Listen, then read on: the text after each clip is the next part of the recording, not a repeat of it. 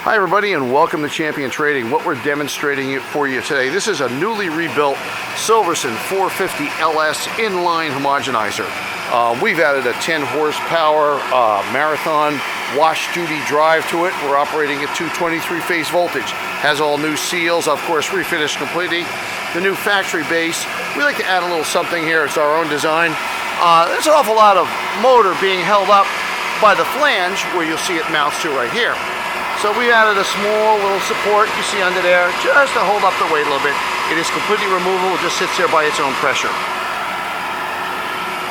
Of course you can see here we've added a complete new seal system. Dry, and that's what we're looking for. Running perfect. Generally, as a rule, I think these pump about 40 gallons a minute. Using a small recirculating tank to show you. This particular mill has the slotted stator. We've left the original rotor and stator in it. We are happy to replace that for you if you want to go to a brand new one. The cost is about $8,000. We have lots of homogenizing mixers like this in our stock. You'll see them on our website at www.champtrading.com.